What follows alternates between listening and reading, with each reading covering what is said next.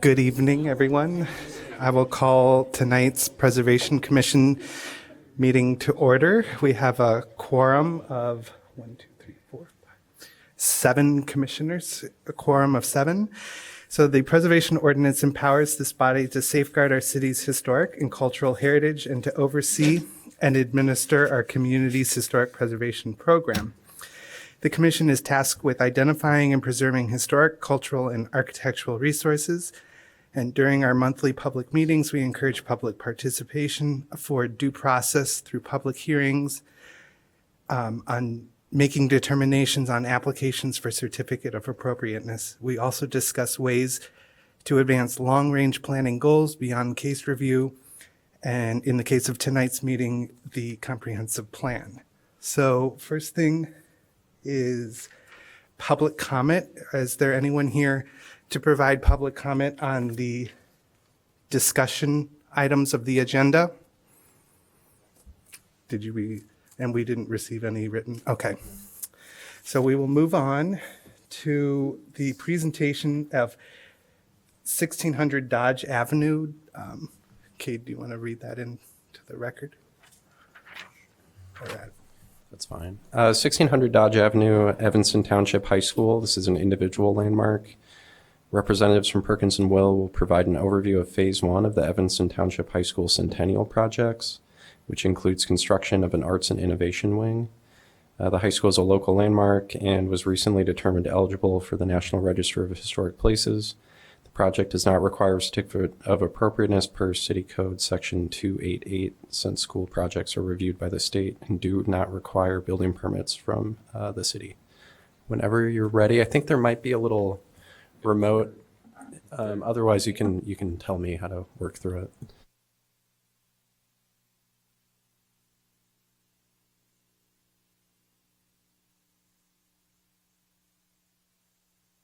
Perfect.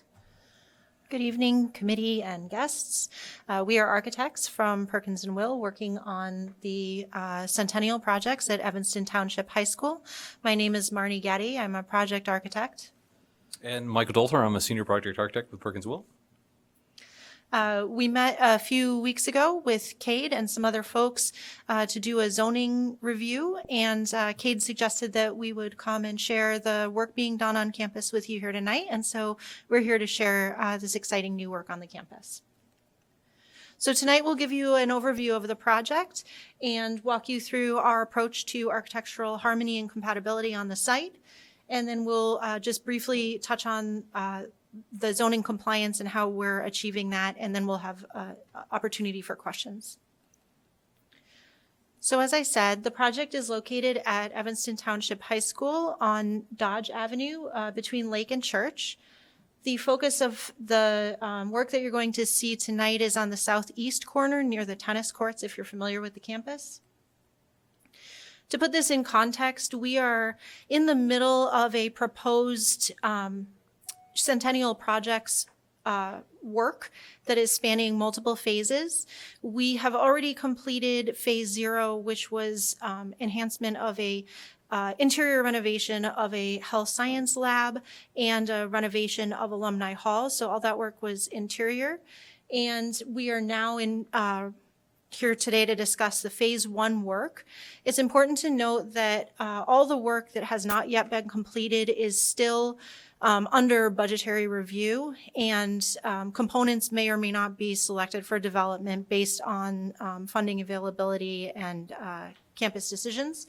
So just to put this in context, the work in phase 1 includes 3 additions, 1 orchestra, 1 studio theater, which is a black box style theater, a small corridor extension, and some window replacements. In the future phases 2 and 3, the work is more focused on interiors with some roof repairs and window replacements on the exterior. So as I mentioned, the work is focused on the southeast corner of the campus, down by the tennis courts. You can see the yellow boxes represent the new additions, and the lines represent the window replacement work. So on building A, which is at the top of the aerial photo shown here, there's window replacements on the north and south sides of the building.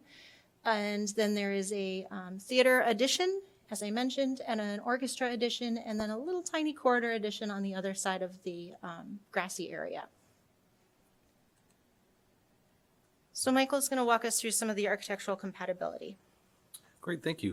Just to make sure, okay, laser does work-ish, maybe sometimes. Okay, thanks. Great to be here talking to you today, and we'll walk through some of the design components here, as well as sort of compare and contrast between the existing conditions here. But first, really wanted to start with just a brief history of Perkins and Will and Evanston Township High School.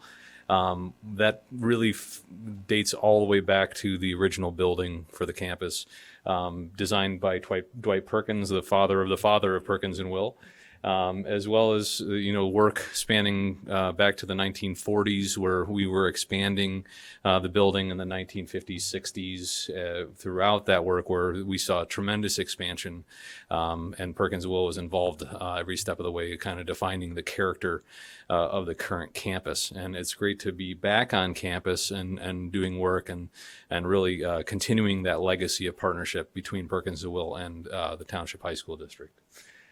So as Marnie described here, the 3 and 4 major areas, we see the T is the studio theater, the O is the orchestra addition, the C is a corridor extension, and that's a enabling project for some future interior renovation work that's happening in the south portion of the campus here. And then the W are window replacements on both sides of the 1949 and 1961 building right here. So this was originally a 2-story building in 1949 and expanded vertically in 1961 to add a 3rd floor. We're doing window replacements, and we're doing some additional tuck pointing and exterior masonry improvements on that building as well. So just to look at the existing building, give you some context of that. A lot of the same architectural language has been repeated throughout the campus. You can see some of the areas in which we're abutting to existing conditions, as well as the renovations of the exterior here, addition out the footprint of the studio theater on campus, this corridor extension, the orchestra addition immediately adjacent to what is currently the band room right here, and over by the practice rooms on that side. And then just a composition, a photo showing all of the area here, so you can get just an understanding of the context of the new proposed additions. And again, the intent was to really take from the mid-century Perkins and Will buildings and use that same architectural language into the buildings as much as possible to harmonize with the campus on there here. So you can start to see some of that language, and the 3 major addition points are right here, here, and here. So again, we're using the same language. We're trying to replicate the same material approaches to these, the same proportions throughout there, but also trying to bring a new feel and look to this area of campus, and really trying to reflect what happens on the inside of the building with what happens on the outside of the building, and how those spaces really are really reflected that way. So, and that back area here, labeled W, that is the window replacement area on the 3-story wing of Building A as well. So this is the interior for the orchestra classroom. We've worked closely with acoustic engineers to make sure that this is working from an acoustic standpoint, as well as with the instructors and end users of the space, so that this is an ideal location. This again is looking at a full context of the Arts and Innovation Wing. This area is focused primarily on fine arts, performing arts, and this is an enabling project to allow future renovation work to happen in those spaces. Again, they are highly utilized spaces, very well attended courses, and to provide an additional large venue classroom space to allow for expansion of existing spaces within the footprint of the building in the future. The studio theater, again, the interesting thing here is that we do have some large windows on the outside. Again, we didn't want this to be just a box, a solid box on campus, even though that's somewhat more functional for the space. we did want to have this to have some life to it during the day so that you can use this space in multi-functions. You can use it for courses. You can have it as a multi-purpose space during the day, have some natural light brought into the space, use that with performances if you need to. It opens up onto a nice grassy area where the band will also, and other performing arts will also be able to use that space. But it's a really highly flexible studio theater space that really is going to be a upgrade from what is the Little Theater right now. So that Little Theater is a kind of a narrow tiered theater that's close to this area. Again, this is another enabling project, allowing us to do some future work on campus that would improve the area around where the Little Theater is now today. With those shades drawn and a crossover corridor on the back side here, this really transforms into a high quality performing arts space or presentation space. We have the ability to configure seating in this space in multiple different ways. The ability for performers to move around the space without interruption to that as well. And we've also developed a sort of pre-function space on the corridor side that really brings it out as a special space on campus. So from a material standpoint, again, if you look at the interesting palette of materials that was developed in the 1960s and 50s, for the building additions that were done at that time, we're using a lot of the same cues to that. We have multiple different types of brick. They're the same basic field color as the original building. There is a difference in the texture to that. So if you see some of the exterior brick on the building has a different texture than the interior.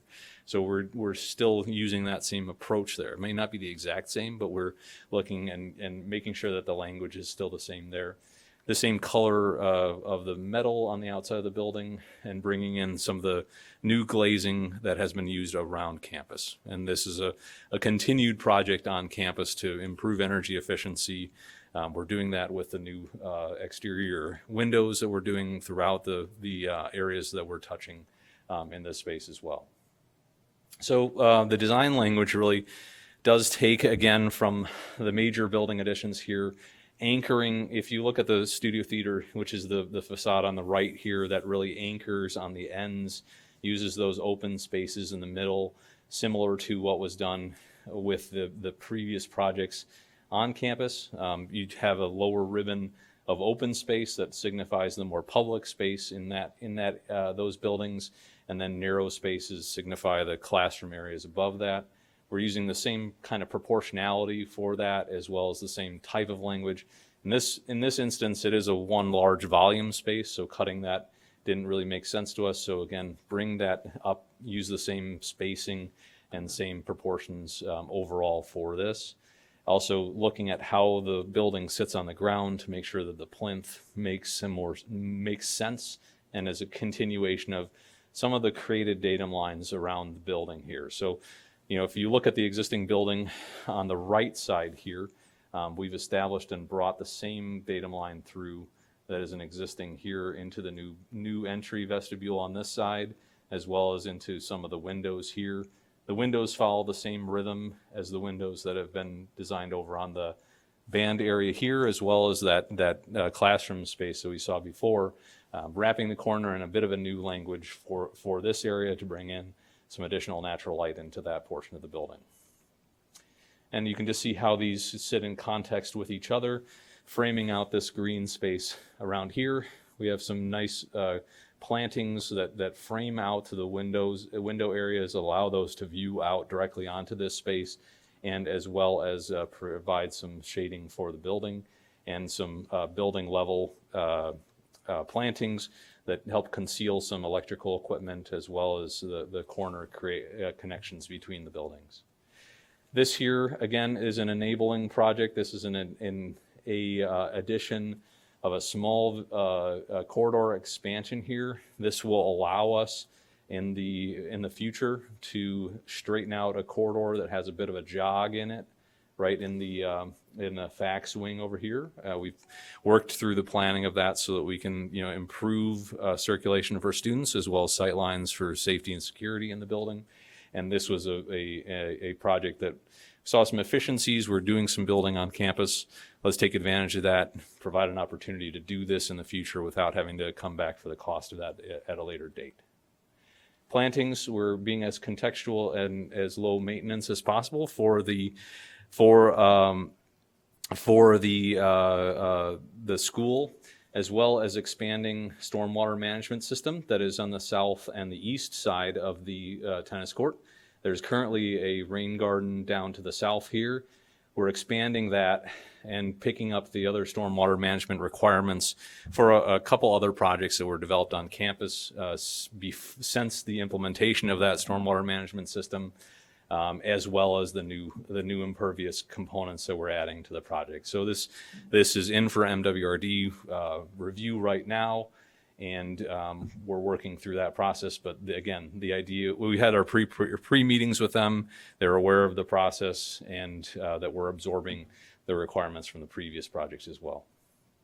Exterior windows, we're moving from a very similar language from the top here. This is the existing facade. We have reduced the number of operable windows in here. Still, there are a significant number of operable windows that allow for bringing in that natural ventilation into those spaces. Since the original construction, this is now a fully ventilated and air-conditioned space. There are mechanical units on the top of the building that you don't see here, but we still want to operate with the ability to bring in natural ventilation into those spaces as much as possible. And that's pretty much what we're looking at here. So again, the structure on the top here is a different vintage than the one below it. We're trying to knit as those were knitted originally together and make sure that we're being true to those pieces all together as well. There are some areas where we do have some deteriorating lintels on the exterior and masonry that we're replacing with GFRC lintel panels there to help blend in with the existing. Lead times for the other materials are pretty excessive on here, and so we're trying to do something that makes a lot of sense for the campus as well. So I'll hand it back to Marnie to talk a little bit about zoning. Sure. So as I mentioned, Cade's already heard our pitch, but the good news is we've already reviewed this and we have confidence that we'll be able to meet all the zoning requirements. The school is located in a residential 2 zone district and is an approved use for the site. And just going through the zoning requirements, we are meeting all of the requirements for building lot coverage, impervious surface drainage, building height. We are well under the 35-foot mark, as you'll see in a moment. We have met the yardage requirements. And just a note on tree preservation, there will be at least one possibly more trees that will have to be removed because they are either directly in the footprint of the new additions or they're so close to it that they would be significantly unlikely to survive the construction process. And we will be submitting a tree permit and either replacing those trees or complying with the fee structure for that. And here's a view of the elevation showing, demonstrating compliance that we're well under the 35-foot limit. So with that, that ends our prepared remarks, but we're happy to take any questions. Any questions from commissioners? Yeah, hi. Thank you for the presentation and for even just coming before us and presenting the project. I think it's a great opportunity. It's really neat to see the history that your firm, Perkins & Will, has with the school and that it's continuing. I think that's really neat to see over 100 years that's happening. Couple questions just about some of the design items, and some of them you kind of already touched on, but for the theater design, providing those windows, the large floor-to-ceiling windows on the south side, knowing what we know now about all of the solar heat gain and whatnot, what are your strategies to mitigate that, either passively or actively? Knowing what, the city's goals are for making sure that, what was done with the vocabulary of the 60s, we now have some new technologies and ideas and designs that we know work to mitigate that heat gain. It's just so much sun is going to come in those windows. It's such a large square footage. Could you just speak to that? And then also, is it really going to get all the way dark in there? Like, is it just curtains or what else is there? Sure. We can go back to the Thank you. image there Yeah. real quick. Well, not real quick, but quick enough. I think it's 24. So so the what we have here is we have two levels of shading. So there's a curtain that comes in front of here that actually provides a space between the windows and the audience for performers to move through, so that it's behind there. So, and then behind that is a bi-level curtain. So this is a curtain that has both blackout, so it seals on the edges and is fully blacked out, as well as an inner curtain that allows for some light filtering. So it's like at a 1%. So at any point during the day, that can be brought down and significantly reduce the amount of light that's coming into the space. We also do the same with the windows themselves. They are a tinted window with a low E coating on them that is reducing that solar heat gain as much as we can for that space. So those are really the main strategies that we're using on how to reduce that impact for the space. And then those blackout shades also fit into side panels that encapsulate the edges and the bottom to prevent light leak. So we've got a dual layered approach. Yeah. It's gonna get as dark as we can get it. And I think that's the character of the space, is that we're trying to make this as multi-use as possible without fully sealing it off to the world. So provide some opportunity for natural light to come into that space. And I would just keep in mind as the Preservation Commission, we definitely encourage innovative design, especially when it comes to sustainable features. Sure. So we're always open to that. One of the other things I had a question about, on page 26, the material palette that you had, are you by chance able to source any of the brick or materials from the same place you got them back in the 60s? We're trying. Really? But the brick on the exterior is a very unique brick. It has a very unique fluted material to it. So getting it, and it doesn't, you wouldn't notice it until you're right up against it. The interior brick is smooth faced, and the exterior brick has a rough, like a raked texture to it. Okay. Huh. So there's very few manufacturers that actually still make that. So we were able to find the one that makes it in both a smooth and the raked finish that matches Great. pretty close. So we're working as much as we can to match the character of that material. Awesome. Great. Thank you. Yep. Question about the window program. It looked like from your four-phase plan that you're going to be replacing more windows going along, and that the new windows have a different, as you said, the operable windows are fewer based on the HVAC now. And I'm just looking at page 33. One question just about the color matching. I know that your material palette showed a dark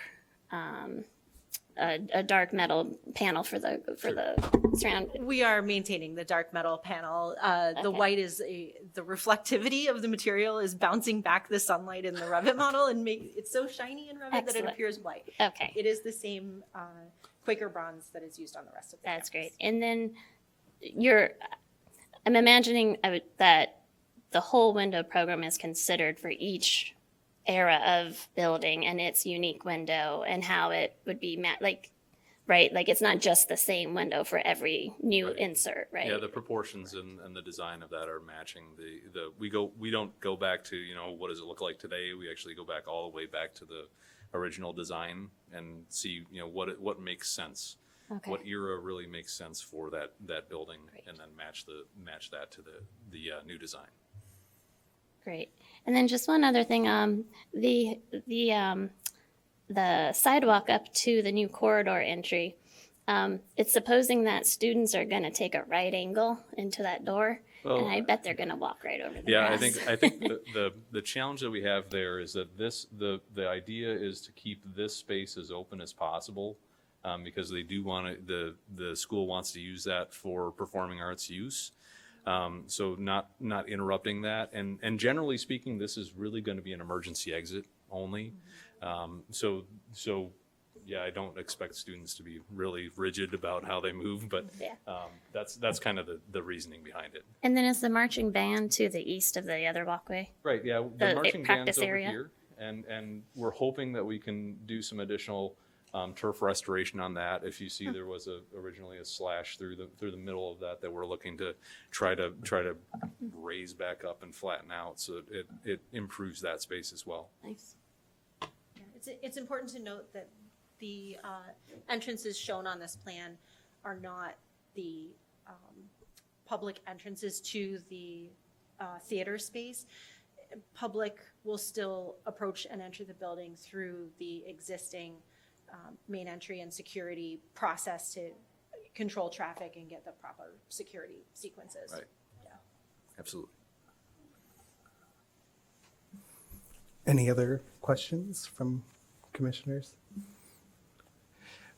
As someone who went to the high school, I can tell you, straightening out that hallway definitely will help, because I was the one who had to go from swim class to a drafting class, on either end of the high school and between, and so any efficiency in the route would help.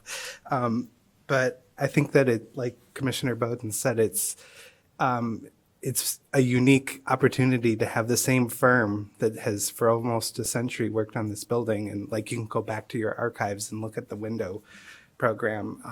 And I think that's a testament to both the high school and your firm, that you both have collaborated for such a long time and have, I think, come up with a great design of, improving the arts wing, bringing it up to what currently is the needs of the program, but then also sympathetically tying it into the rest of the campus. So, Thank you.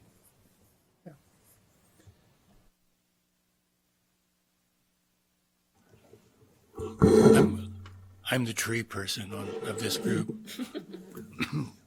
Well, actually, I'm a little presumptuous to say that, because I think all these guys appreciate trees.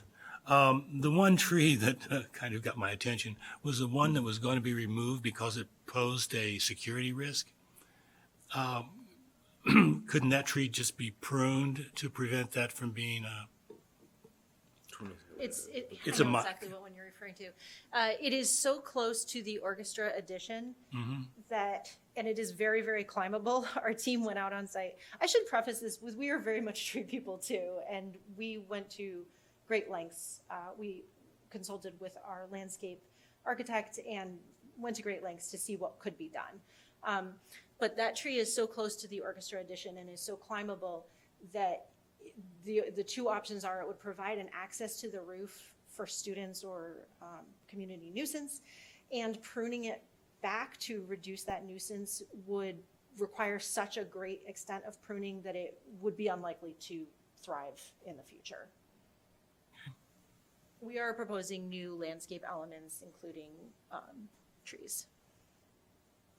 I think it should, is the preschool still in that location? Like, is that why there's so much heightened security? Like, also because it's a preschool, but then it's just a kind of a it's a vulnerable spot of the campus, right? That they just want to secure. Is that why you're talking about security so Well, much? Or- it is rather far away from the Right. street, so visibility, we can do as much as we can to light the perimeter, which is what we're trying to do as well. But the visibility from that could create an attractive nuisance for students to use that or near to wells to use that tree. Yeah, there is Um, direct access yeah. from the public sidewalk to that area. So we want to reduce nuisance temptations. And it was not a easy decision to decide to go down that path. We wanted to preserve that tree because it has a great history to it as well, but it just was the direction that things ended up working.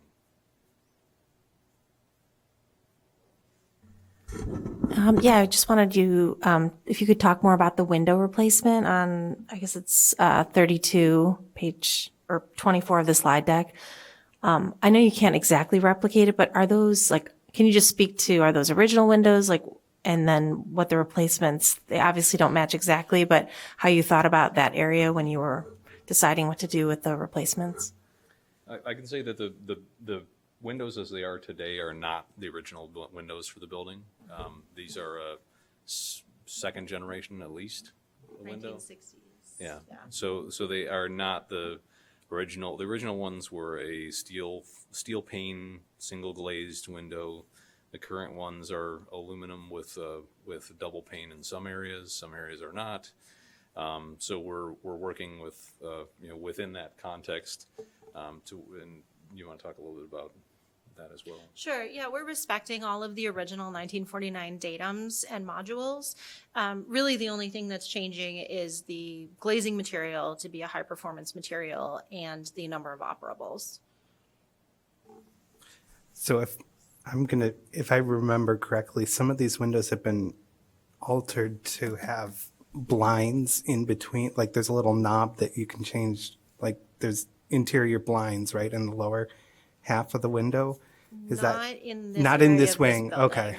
Yeah. So okay. We don't recommend those just from a functional standpoint as well. Those tend to break down over time. No, I remember that they don't work, but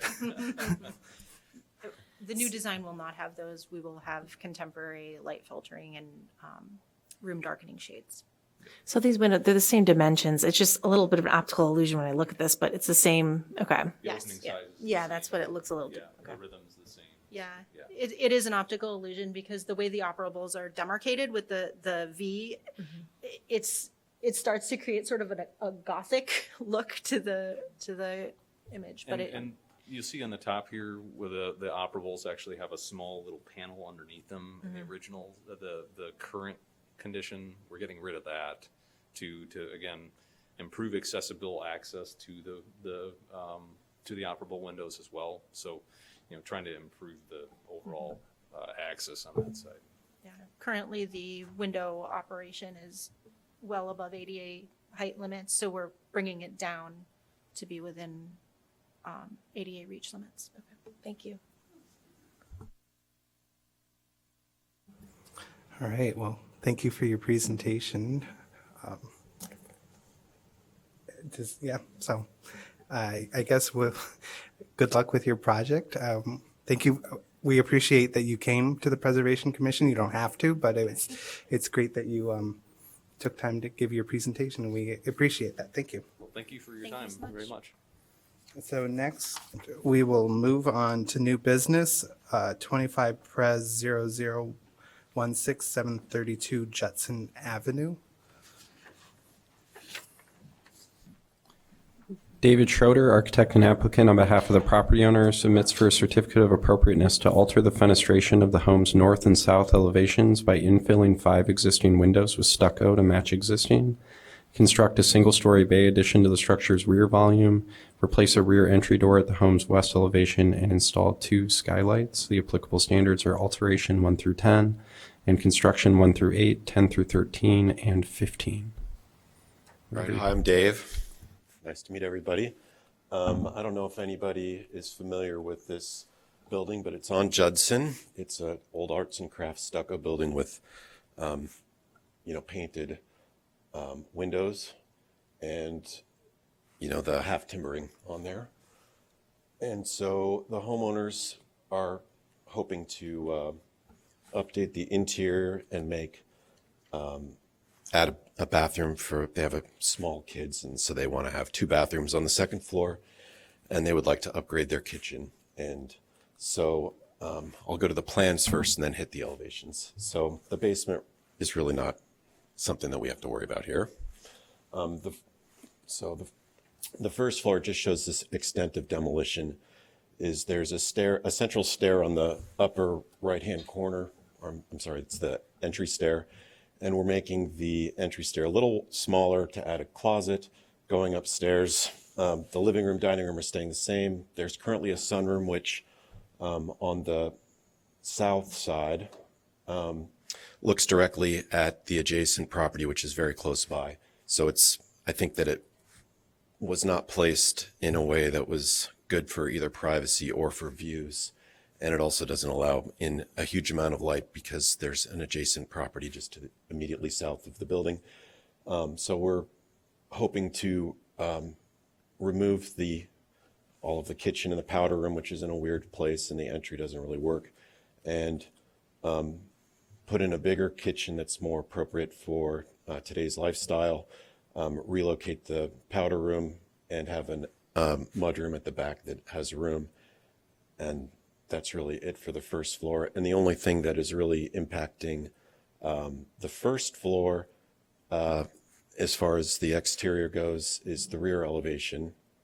And you can see on the far left that there's now a big bay of windows at the kitchen, which wasn't there before. But we'll get to those elevations in a second. Second floor is a lot more going on. As it stands, there's a stair that goes to the attic, which is not safe. It's in a position where it isn't stacking over the existing stairs, which makes it not particularly easy or efficient in its use of space. And there's a single bathroom for this family. And so we're making it so that the parents of the household have a bathroom. And the only change that is taking place on the bottom of the page is there's a bathroom, it's bathroom 1. The only change to the facade in that situation is right now there's an existing window which is clear, and we're talking about making this window tempered glass and making it so you can't see through. On the north facade, the stair now actually stacks over the existing, and that's where the biggest impact on the exterior elevation is. We're just blocking out the windows that are kind of in the way. And the intent is to match the stucco that's on the outside at that location. In the attic, we are showing, they have a bathroom that doesn't really function very well, and they have this stair, and we're just making it work a little easier here. So there is one skylight that is hidden behind an existing brick chimney on the southeast side, and then another skylight that is for the second bathroom. So now let's go back to the elevations. All right, oops. All right, so this is the front. There is a skylight, but I think it would be impossible or nearly impossible to see it from anywhere on the street. It's back behind. There's two, one on an existing, but yep, there. They're both very far back from the front.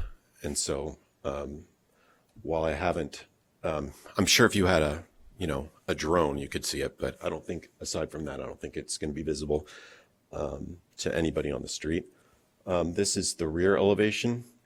The one on the left is existing, and the one on the right shows the intended new addition. And the addition, the material's going to be stucco at the bottom band with some painted wood trim beneath that and some painted columns holding it up. And then the windows are to match the same color as the existing. And this is also very difficult to see from the public way because there's a garage at the back of the property and trees. And so this is another area where it's going to be very difficult to see. As far as the shape of it, it's very similar to, in the way it's approached to the front, has a single story hip roof bay. The side elevation has another little bay. This one's, hexagonal in plan. The front one's curved, but the back has, back to where we were, the back has another bay. And so the elevation looks a little less haphazard with that, I think. That's it. And then once again, there is a skylight. I think this one from the alley, you might be able to see that skylight. It'll be hard. You'd have to be sort of peeking through past the garage and looking into the backyard. If you really wanted to see it, you probably could if you looked over the fence and got on your tippy toes. The other facade, this facade is the existing. This one you would be able to see from the street. And there are two windows here, which would be, the intent would be to fill it with stucco to match the existing and paint it so you wouldn't ever know that they weren't there. So That's really it. Do you guys have any questions?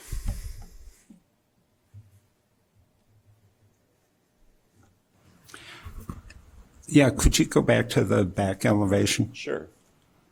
Yeah, I'm just wondering, the sonotube columns that Yes.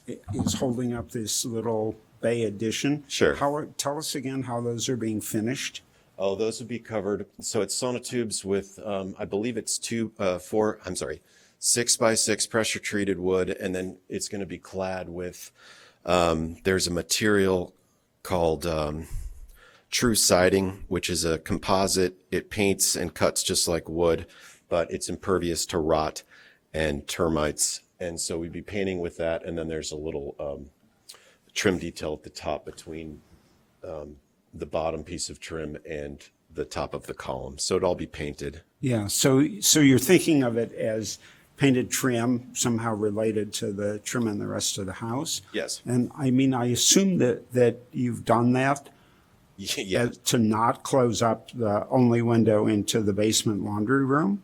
that's part of it. This is also saves money. It's also because it's not a full foundation. So, this will save probably a couple $1,000s in cost. It does allow the light in there. And then on top of that, there are other bays. There's the bay on the side, which you can see it doesn't quite hit the ground. And then on top of that, the back of this thing of this building has this kind of cantilevered portion on the south side, which you can see the angle. It's hard to picture this, but there's a little angle there. And so I looked at it both ways. I certainly looked at it closed off, and I thought it seemed to fit better this way than with it going down to the Closed grade. off, it would have, as a volume, it would have more to do with the rest of the house, but this is a period during which we're supposed to ask you questions. Sure. As opposed to make comments, so I'll save my comments No, later.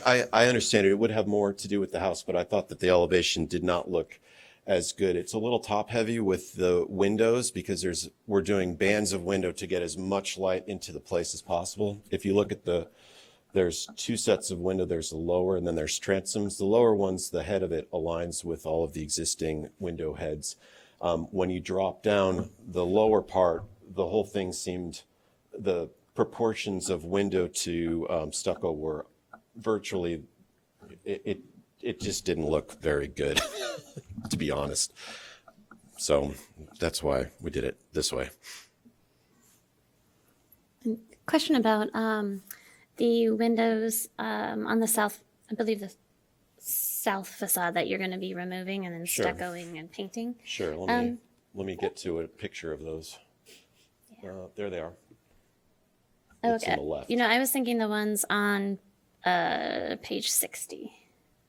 Page The ones on the top floor. Oh, those. You're right there. Okay, Yeah. that's the north facade. Oh, No problem. okay.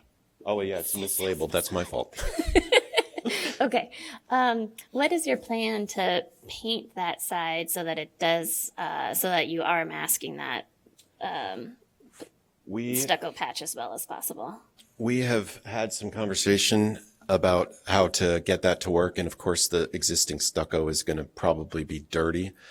And we're just hoping to color match and see if it works. And if it doesn't, we'll keep The whole painting. thing. Yeah, hopefully from top to bottom, edge Yeah. to edge of the whole Thorough facade. coat. What's that? Yeah, I mean, you can, basically you paint it. There's a product called Thorough Coat. So, and you can get surfaces either evened out or the same color as the rest of the stuff. Yeah, we definitely want it to match. I asked the general contractor, I said, hey, this is a stucco project and stucco's not the easiest to get a good texture and this is textured.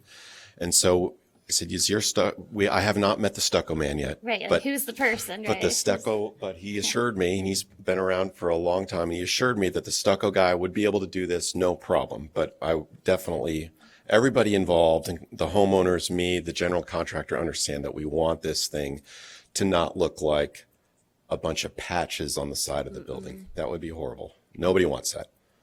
And the line that we're seeing right under the red box, is that a piece of exterior conduit? Yes, it is. Oh, okay. Okay, just double There's check. actually quite a bit of exterior conduit on this house. We're removing a lot of exterior conduit. Oh, as so part of maybe the you'll be scope. painting some more of the house anyway. Yeah, I would hope so. Okay, thank you. Hi. Hello. Those same windows on the side there we were just discussing, that's where the new stair to the attic is going? That's correct. So if those were to remain, they're going to end up like at a weird place, like at your foot level or something like that? That's correct. Okay. And the other issue with it, they would have to be replaced because they'd need to be tempered glass because somebody could crash through there. Okay. Even if you have the rails that are there, they're little kids, so you could take their little.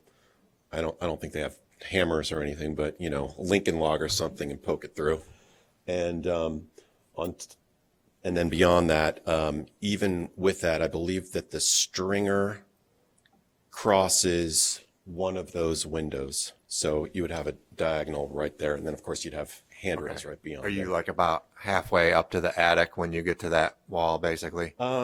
Let's go back to the plan. I don't remember. Hold on one second. We are up 1, 2. So the first one, it's just, or the bigger window, there are 2 windows there. The bigger window, it's just the sill is really close to the stair. So we'd have to replace the window and it would be right there. Okay. And then the next one, when you get up, it's cutting right across. Okay, I got it. Thank you. Sure.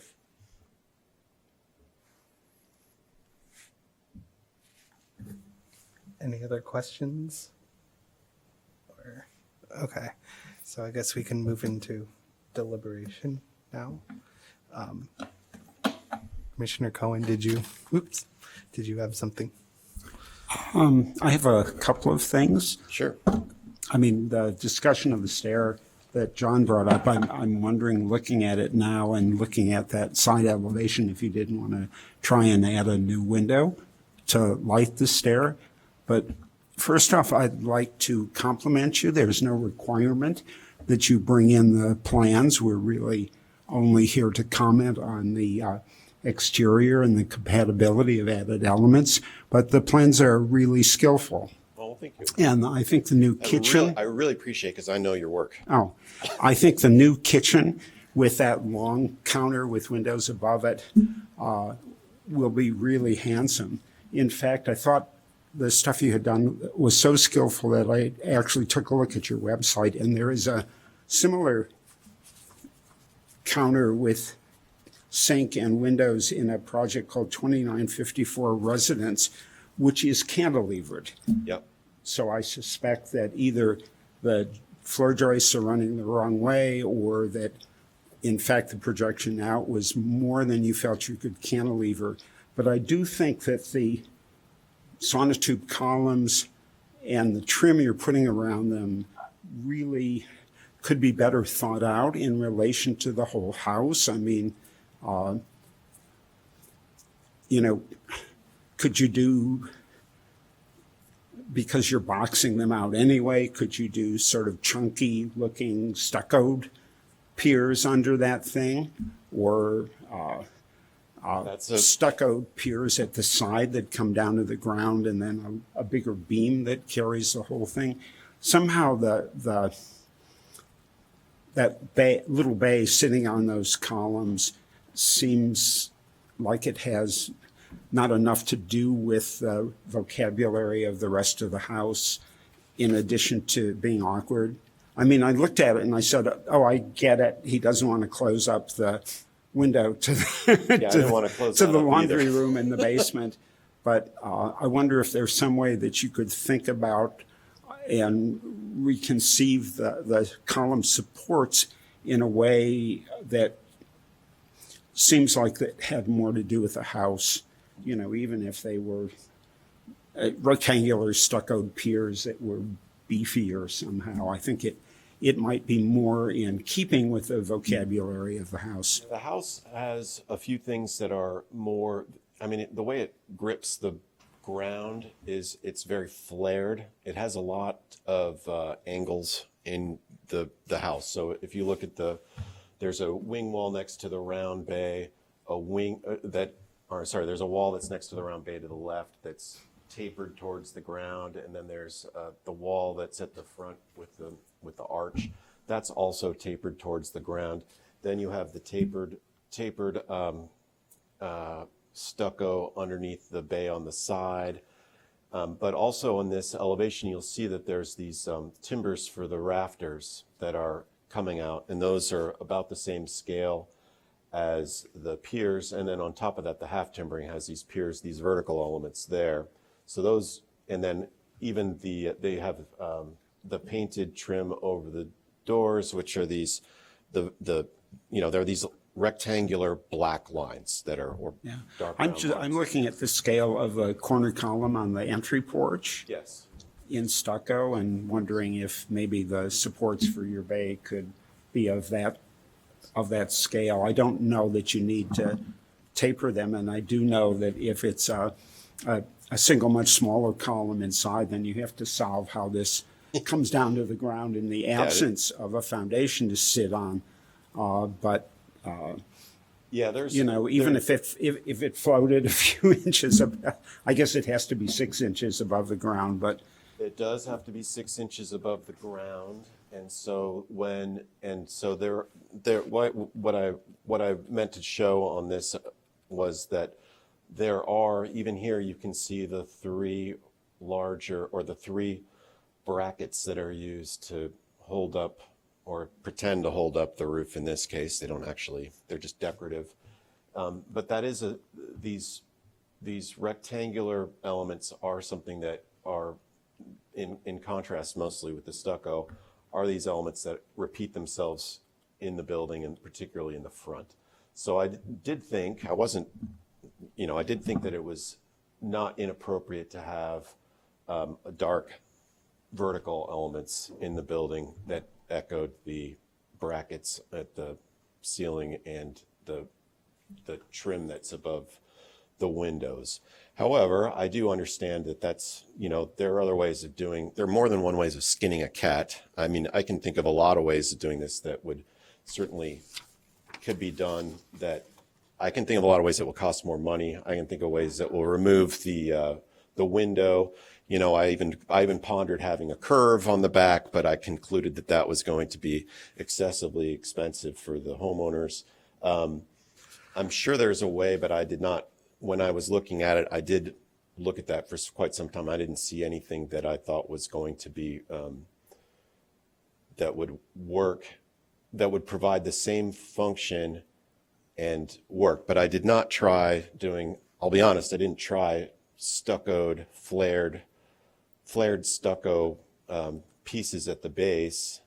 So I think just to help guide our discussion, I think that what Commissioner Cohen was talking about was the kind of the proportion of the facade, that the supports of that back addition are very small in comparison to the rest of the mass of the addition. And so I think construction standard 2, proportion of facades, and or 10, the scale of the structure of the size and mass of in relation to open spaces. So somehow those supports are kind of inadequate in size compared to the rest of the just trying to tie us back into standards if anyone else has comments. I would like to comment on that construction on the rear addition. So it caught my eye as well.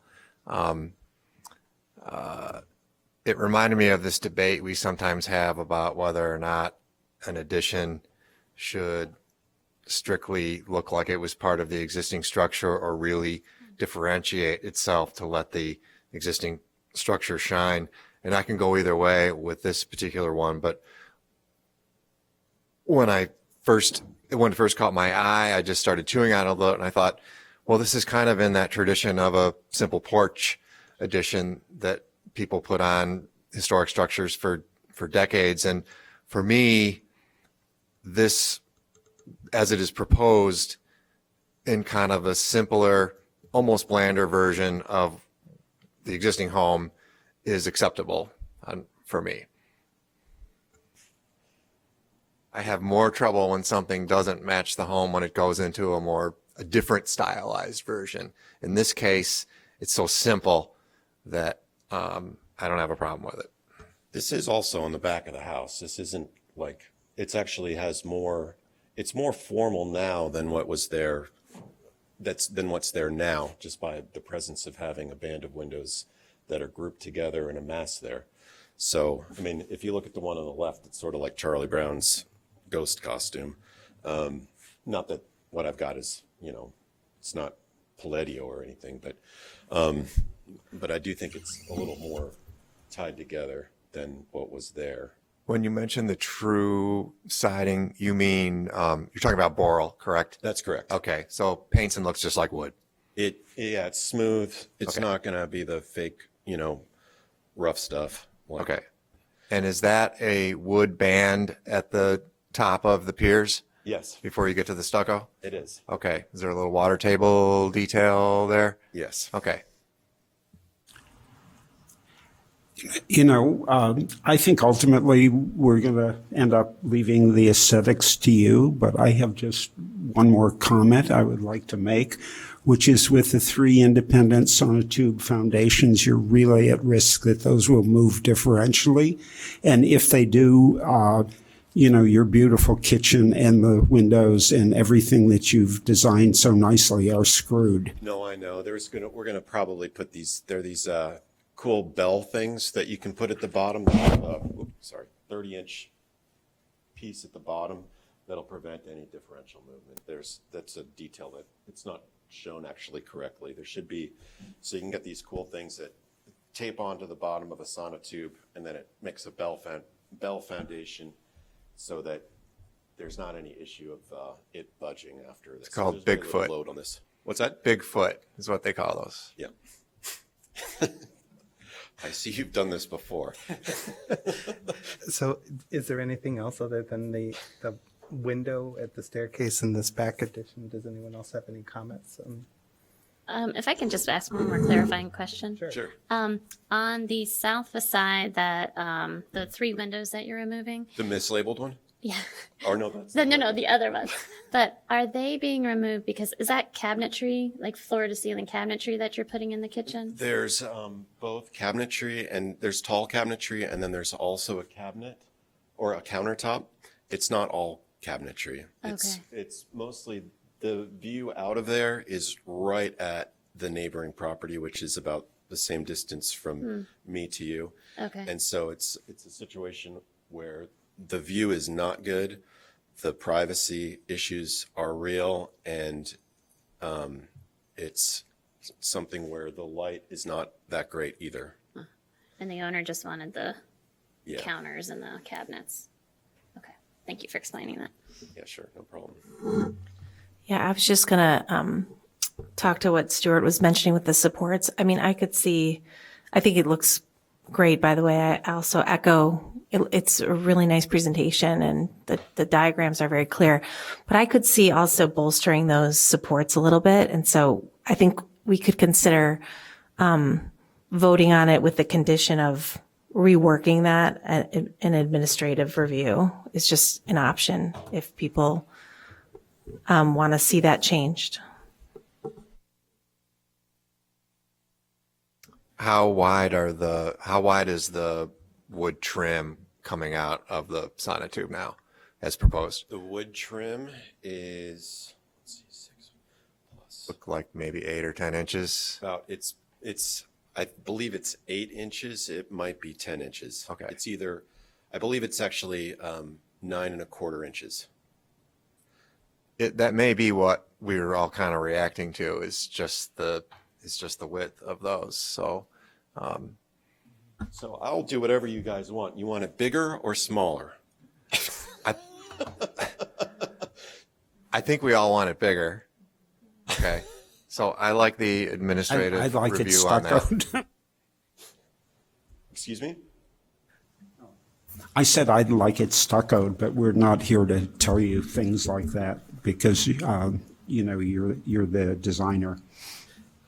So, yeah, I mean, it sounds like we're moving towards that I administrative. don't want to make it bigger than 2 and 12 or then 11 and a quarter, because then I have to splice boards together. Right. If I'm doing, unless it's stucco, in which case, then we have issues with losing a window in the basement, So I'm just going to quickly potentially. comment on that when you are removing the windows, it would be great if you potentially kept them on site. So if you had to repair any of the other windows, you have already like a stash of windows that you could use for parts to, Owner agrees. I mean, it's just, it's in the best interest of the owner, just, you already have matching material and you could then use that for whenever you need repair. Oops. So I guess, does anyone else have any other comments or do you want to start formulating something? He might have a question. Oh, sure. Just, do you understand what they're talking about when they say that they'll vote on it and then this administrative process? I don't know what the implications are with respect to permitting. So essentially what they're saying is that they will vote to approve it and then you will work, either with just myself or with myself and, one of the commissioners or two that are interested, and maybe review some alternatives to see if there's one that is, we feel meets the standards to a higher degree. And then we can approve that without you having to come back to the commission, so you save time that way. That's great. I'll propose 7 things or something like that. It's very easy to whip out a bunch of. And then in terms of permitting, you can either wait to get that process and finalize it and go in for permit, or you can go in for permit with the understanding that this is something that you're going to come back for a post-permit revision at some time. So you can start doing some of the demo work. You can get the project underway. Terrific. Perfect. Appreciate that. So does anyone have something, beginnings of a motion or? Sure. Okay, I make a motion to issue a certificate of appropriation for 25 Pres 0016 at 732 Judson Avenue in the Lakeshore Historic District. David Schroeder, architect and applicant. Wait, can I just talk about the applicable standards? Right, okay. The applicable standards, alterations 1 through 10, construction 1 through 8, 10 through 13, and 15.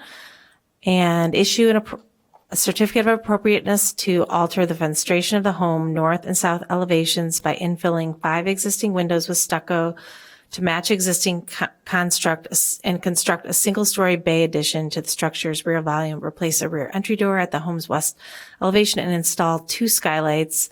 And then adding the condition that you work administratively to rework the supports on the back addition to make them bigger. Is there anything else anyone wants to add to that? Not to exceed Stuart. 11 and a quarter inches. Well, I don't know how to say this politely because I really like what you've done, but it looks like your stucco bay is sitting on a wood coffee table. Fair.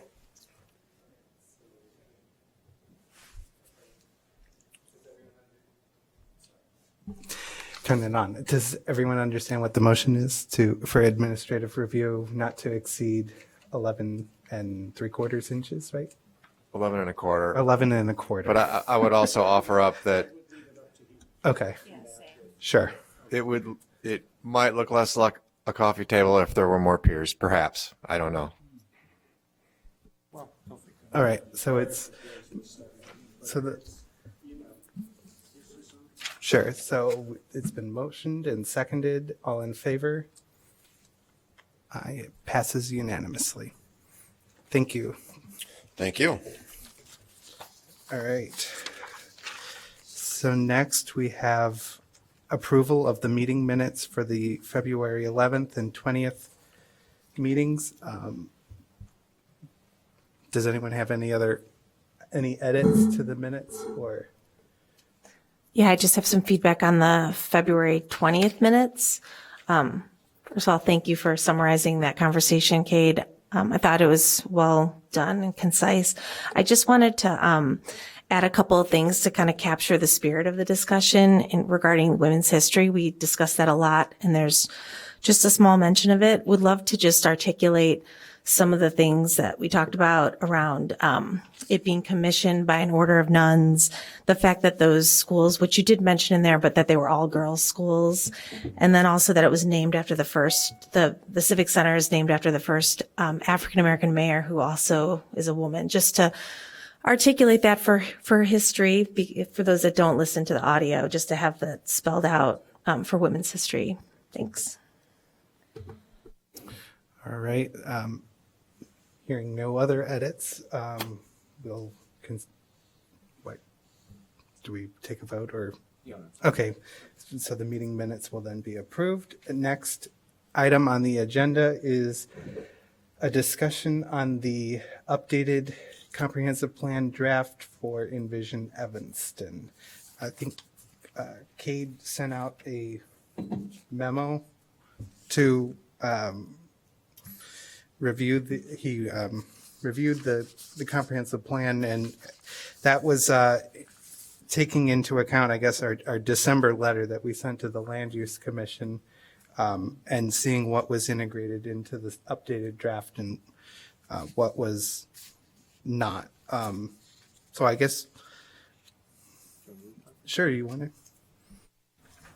Also, Sarah couldn't be here, but she did send me some notes that I can read later. So I did develop kind of a list of items that were either developed through conversations with some of you or a lot of public comment that we've received on these. So the first was in regards to the implementation chapter, and I've heard from a few commissioners that they felt like the comment they sent on the first draft is still completely relevant. They were happy to see an implementation chapter, but they felt like it was really more of a statement of intent rather than the actual. It didn't contain the same level of detail that they wanted to see, and I can read the comment that was provided. It says, develop an implementation chapter. This chapter should prioritize the plan's actions, seek to build capacity, identify preferred organizational structures and collaborative approaches, detail an implementation timeline and matrix, explore potential funding sources, and examine how and where various actions intersect with one another across chapters to discover needs for collaboration and communication. Without an implementation chapter, the comprehensive plan risks being reactive and ultimately ineffective. The implementation chapter was included, and I think it has just a brief statement that they'll review its implementation. I want to say it says every 3 years, 5 years maybe. And then the second was in relation to comment number 3 that the commission provided. And I'll read that. It says, develop an urban design and community character section or chapter and modify the plan's land use strategy. Many of the draft comprehensive plan's initial foundational goals are not elaborated in any corresponding chapter. This includes goals related to reimagining the city through human-centered design, enhancing the aesthetics of the built environment through thoughtful urban design, and preserving Evanston's sense of place by encouraging new buildings that complement existing design patterns and vocabularies. Without further narrative and supporting policies and actions, these important themes risk being performative without the ability for meaningful integration and implementation. And then it specifically says that this chapter should include identifying, analyzing, and celebrating the historic development patterns of various neighborhoods, business districts, the downtown, and other unique cultural landscapes across the city, define human-centered design and thoughtful urban design, and use historic design vocabularies and existing vibrant built environments as points of inspiration for new built outcomes that are compatible, scaled appropriately, and contextual. Include design strategies, visualizations, and modeling to communicate preferred treatment approaches and to indicate how these approaches vary based on the diversity of Evanston's built environment. And build capacity and facilitate implementation of the section's recommendations for creation of an urban design commission. And I heard from a few of you and also members of the public that they felt like this comment is what kind of spawned the neighborhoods and places chapter in draft number 2. But I've also heard from a few members that they felt like it's maybe a little overly reductive in its current state. So it simplifies the diversity of the built environment based on individual wards. Even though those individual wards contain within them a diversity of places and distinct character within individual neighborhoods within them. So I think it's just a level of detail that we feel is missing. And then regards to comment number 4, not being integrated as expected, this went back to conversations the commission had previously about capacity concerns with this commission and the preservation program generally, where I think they saw some of the plan's ambitious expansion of the program as a very positive thing. But if it isn't coupled with some kind of support system, knowing that the volunteer capital of this commission is pretty taxed, we have one person on staff that facilitates these things. So my recommendation for that was to revise the policy statement number 7 within the preservation chapter to say maintain a well-staffed preservation program and enact creative organizational structures and capacity building approaches that include residents, educational institutions, and other partners in preservation efforts. I think that policy in draft 2 currently just says to include residents, educational institutions, and other partners in preservation efforts. So again, it's just a level of detail. The other one I heard was comment number 8. That is related to the map, the historic resources map, where there was some pretty specific guidance that the commission gave on level of detail they expected. And then I think at least many of you that I talked to were pretty disappointed in what was in draft 2. One, because it didn't include what was asked for, at least in terms of identifying at least the eligible Northwest Historic District, locating the individual landmarks, which many of you said was important because there are many policies and actions related to concentrations of individual landmarks, and not mapping that and understanding where they are felt like a gap. And then there was also disappointment that the local Northeast Historic District is not accurately shown on the map. And I think that's just a layering issue in the map generating program they use, but making sure that that's shown on top of the National Register District instead of underneath it. And then the other bigger one was concerns with comments 7 and 9. These were related to the impact to individual landmarks outside of historic districts in creating some kind of advisory review framework, particularly for demolition and new freestanding construction on those lots. And then number 9 was demolition delay procedures for properties either in National Register historic districts or properties determined eligible. And then there's been a tremendous amount of public comment, just concern with the lack in both draft 1 and draft 2 for a really concrete policy statement regarding the treatment of existing historic resources, existing landmarks, and existing historic districts. We talk a lot about expanding the program, diversifying it, but we don't talk about really a foundational element of making sure that we safeguard what we've already registered. And I think that created a lot of angst in the community. They didn't understand if the preservation ordinance was going away. There's a lot of clarifying points that needed to be made because there was kind of the same ambiguity because of that. So I think proposing something like safeguard the integrity of the city's landmarks and historic districts and built resources eligible for designation is a good policy statement to include. And then that could have associated actions related to specifically saying that you'll maintain but also strengthen the preservation ordinance to align with best practices and evolving trends. Establish an advisory review framework for proposed demolition and new construction within the city's National Register, historic districts, and properties adjacent to individual landmarks. And establish demolition delay procedures for properties identified as eligible by the Preservation Commission. And the last two were pretty benign, but in regards to concerns with comment 12, that's related to the cultural and historical significance of city parks. The previous comment the commission had was to include something in the Parks and Recreation chapter that examining the historic and cultural significance of parks and open spaces should inform future planning, use, and design decisions for those spaces. So including that as an action is recommended. And then comment 15 was not included, which was in relation to the deconstruction ordinance.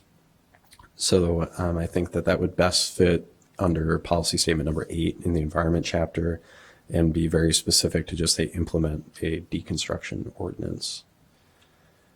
And then I'll quickly read Sarah's comments and then open it up for debate. Sarah said, first, I would like to acknowledge the work city staff has done listening to the public and transforming a very flawed initial draft into something that resembles a comprehensive plan in many important ways. I've assessed a revised comprehensive plan against the 17 recommendations the commission presented. I find that many of the points have been folded into this version. There's more overt support for implementing Preserve 2040, creating neighborhood conservation districts, collaborating with Native American and Indigenous tribal representatives, and combating displacement. We now have metrics and data that can start guiding decision-making. A community systems chapter was added that describes Evanston's network of essential services and encourages partnerships and efficiencies. Adaptive use features very prominently throughout the second draft, not only in the preservation chapter, but also for its ability to advance key affordability, economic, and climate resilience goals.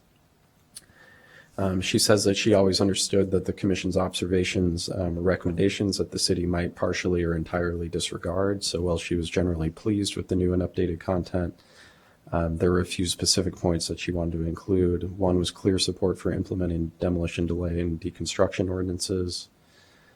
And the second was a more robust implementation chapter, which was the very first comment in the January letter. She says that she was glad to see something was added in the revision. However, what we have reads more as a statement of intent rather than an actual plan. I would personally love to see an implementation chapter more akin to what's in the Preserve 2040 plan.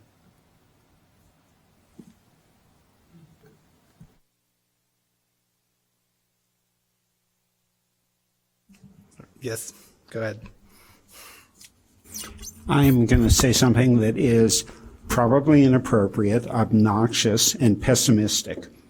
I think that everything that Cade thinks, all of these points should go in the comprehensive plan, but I do not know of a city that was actually shaped by a comprehensive plan. I think that at one level, they're wish lists, and at another level, they're an affirmation of the goodness of motherhood and apple pie. Cities are absolutely shaped by zoning ordinances. And any changes to the zoning ordinance are really what is going to influence and shape the physical characteristics and the experiential characteristics of Evanston over the next few decades.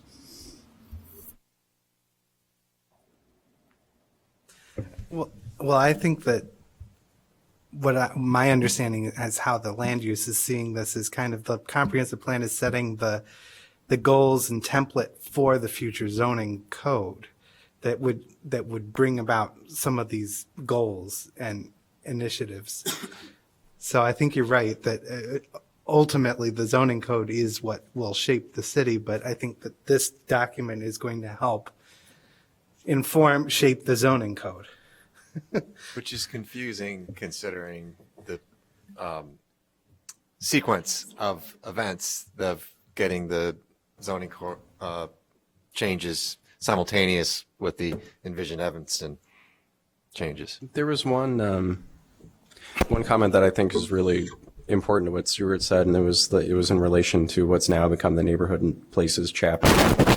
I think in terms of understanding how the zoning might evolve, you have a higher likelihood of success for retaining what already works really well if you identify what that is in the comprehensive plan. So if you say, these are the locations that we really want to celebrate as a community because of their ability to already achieve our goals or they're tied to our identity and our history, I think that can then lead to zoning that implements that idea, which is more, a companion to preservation efforts. You're trying to stabilize these environments rather than influence their change. So your point is very true, but there is some subtle interrelation. We also don't know what the process is going to be, whether in fact the people rewriting the zoning ordinance are going to pay that level of attention to the comprehensive plan, or whether there will be somebody who says, by the way, rezoning this area in this way will produce something which is incompatible with the intentions of the zoning plan. So again, my concern comes back to, who writes the changes to the zoning ordinance, who approves the changes to the zoning ordinance, and who gets to oversee them. Go ahead. So to follow up with what Stuart said, that the zoning code shapes the community. So that's to say that the past zoning codes have created the city that we live in now. And so you have to ask, do we have a big problem with the city we live in now? And so that would go back and you would find the roots of that problem in the past zoning codes. But there's a couple of things that I've observed recently that really kind of makes me feel like maybe the existing zoning code isn't all that bad. There's a residential construction near the corner of Dodge and Lake that's in between two kind of very commercial buildings, and it's this huge residential building. I'm going, but it's the way that's situated in there. It looks really appropriate, and it's near the corner of Lake and Dodge, across the street from the high school. Right in that area, you should go take a look at it because it's amazing. I think that it's there and seems to belong there. The other is the new construction at Lake and Florence. That's on that corner, and and we talked about the character of that corner before. Is how kind of unique and appropriate appearing it is. But that construction also. Now, both of those structures, I don't think that they got a zoning variance. Maybe they did. I don't know. But they seem to be good examples of what I would think would be good zoning policy. So as we're getting to this drastic change in zoning, you got to ask, what's the basis for a huge change from the existing zoning code if the existing zoning code isn't that bad, in my opinion. I think also the comprehensive plan has the opportunity to, as we suggested, map out the resources that are really of high value or are of value to not only us as the Preservation Commission, but all the Evanstonians, about their neighborhoods, about their commercial corridors, about their institutions. And I think we have the opportunity in that plan to have multi-layered maps where you have just the existing zoning code, you have the changes, you have the historic properties that are already listed, you have the potential ones that have been identified. And then you can have that quick reference for when you see that new zone being proposed. Okay, what is that impacting? And you also have a layer of like the neighborhood values and you really see, okay, who are my stakeholders in this area of the city that are really going to care about this area? And it's just, there's so much data that I think the prior company collected, but maybe there's more to be done to provide the layers that then can provide that decision making for when you do then go to zoning and you're really seeing what the impact is. And I think that implementation chapter, I think that could be part of that. Like, this is the process, like, before you go and the future zoning should refer back to, these considerations as shown on these maps. And And I think also with the implementation chapter, that provides accountability. The idea is to provide accountability scheduled, like provide like times when we're supposed to go and look at these things and review the zoning code and whatever those tasks are. I think that's what works so well with our Preserve 2040. It's just that it's time mapped, it's tasks, it's just a real good tool. And I don't see that we have the comprehensive plan right now as a tool to be able to inform the zoning, which I agree that the zoning is going to be the doer, like that's going to be the action. But I think that kind of the plan needs to be that tool with all the data and the resources that inform it. So, No, I think you're right, because I think what happens is the two things that the land use always looks at when they have a project before them are the comprehensive plan and the zoning. And so it's a kind of a way for us to inform the land use commission of what we see. We're kind of a way of synthesizing what we hear from the community about what they value and then putting it in the documents so that they don't have to constantly wait for us to have a meeting to then send them a memo, when we can just put it in the comprehensive plan. And then whenever they have a project, they, like you said, they could reference all these different layers and then identify stakeholders. And it would, I think it's a way of providing civic engagement, also identifying people ahead of time so it's not reactionary. That way we can, it's truly comprehensive, that we're making sure that we are including everyone and identifying everything that's of importance. yeah, but it does seem some more work is needed to get to that point. Do you have any other comments over?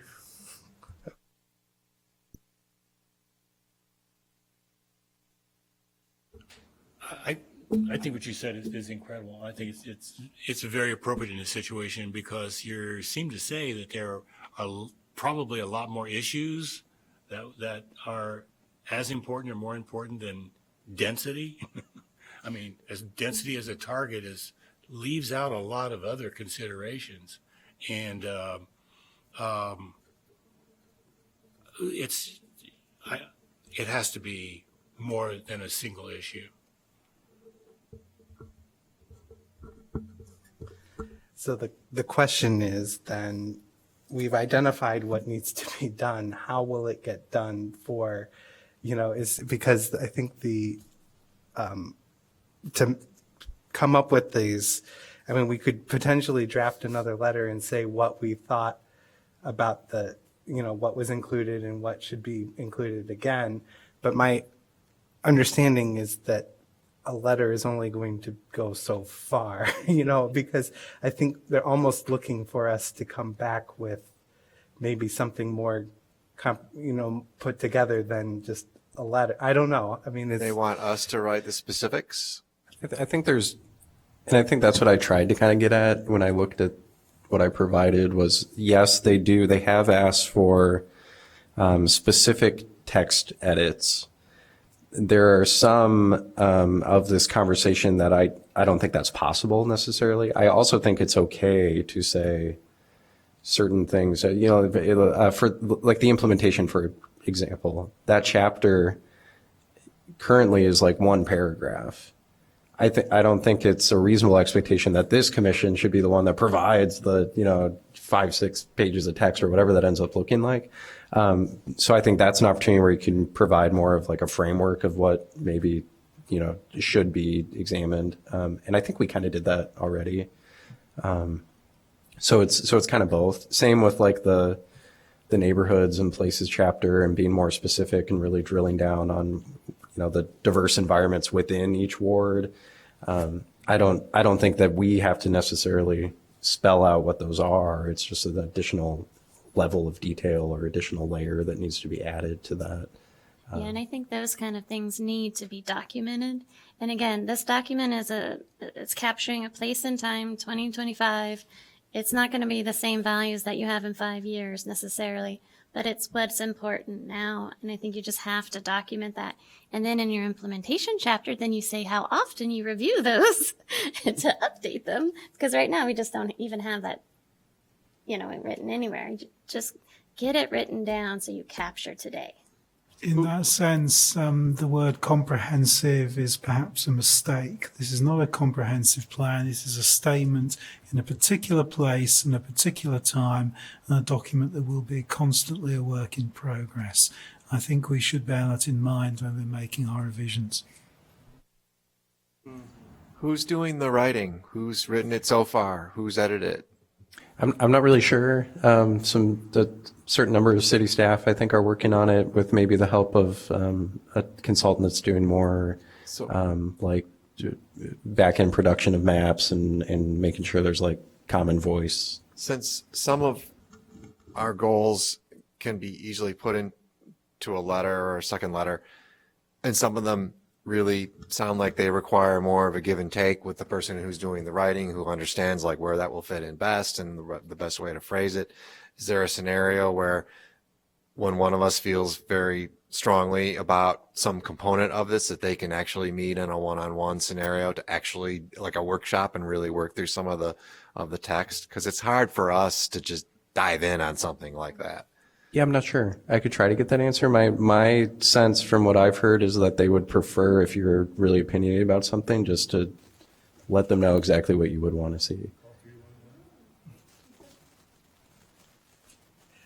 One of the things I thought was when they were identifying the neighborhoods and they were trying to do it by ward, they didn't provide a map of what those wards are, and there could be future redistricting. And so, if we're not going to be, because I don't think of Evanstonians calling areas of the city by names or neighborhoods. So I guess that's why they did it by wards. And so it's just a way, in 20 years from now, we could we could understand what the document's talking about. When we say first ward, it could look very different in 20 years from what it is currently. Because Well, the thing that's going to remain constant is if they identify districts by the bordering streets. that might be a better way of doing it. Yeah, I just, regarding the mapping, which people talked about, which I think is totally a tool that we should, expand on. But I don't know if this is in there, but I would love to see also, like, besides the wards, put the school zones in there as well, because that's about to change again, but that does influence a neighborhood, like where the schools are located, where the boundaries are and things. So I think that would be useful to have, even though the city doesn't choose those lines, I do think it influences neighborhoods. So it would be nice to see that as part of the layering piece that people are talking about with landmarks and wards and things. So to move forward, are we in agreement that we want maybe a second letter, and that a component of that would be our offering to be in the room with somebody who's doing some of the writing on specific topics? Do you have enough of the feel for the specifics that we're concerned about to write a second letter now? Yeah, the only thing I think I'd ask is I think there's a good amount of strategy for being, making a better argument to ask for very specific things instead of asking for a bunch of things. So, is there consensus on some of the items that I listed? Are there some of those that we feel are not as important? One of the ones that I felt like was a little bit lukewarm for some members on this body was the idea of that advisory review framework for properties adjacent to landmarks, and whether that's kind of a bridge too far. Does that impact capacity on this body, or do we feel like that's important? It is a bridge too far for me. Anyone else? Yeah, I mean, the framework we have now are landmarks and contributing structures. A piece of property or an adjacent building, if it's not designated one way or the other, by saying that we want to review adjacent properties, we would be ipso facto designating that as a contributor to the character of the landmark district. Yeah, I feel like there are a lot of commissions and preservation ordinances that have statutory obligations to review adjacent properties on an advisory basis. I think in an effort just to provide a level of technical assistance to achieve a better product than they would otherwise, that's more sympathetic to context and scale, but Advisory, yes, I could see, but mandatory, I'm not an attorney, but that just seems like a very slippery slope. yeah, I think we were always talking about something advisory and for specific projects. So just like new construction, not even in addition to a house or something. It's somebody tears down the house, builds something new next to Then it. I modify my comment. I'm on board if it's advisory. Don't we review new construction in landmark districts anyway?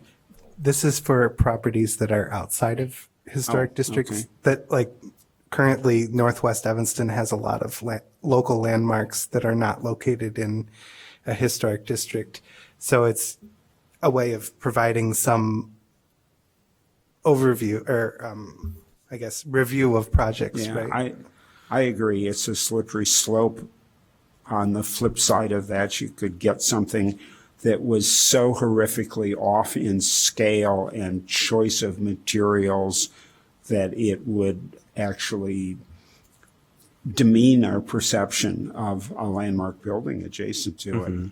Yeah, I think the other comment that I heard a lot, both from members up here and from the public, was that we have many properties that are within a National Register district in Evanston that have no local protections at all, and at least providing some kind of advisory opinion on what happens in those can help retain the integrity of those districts.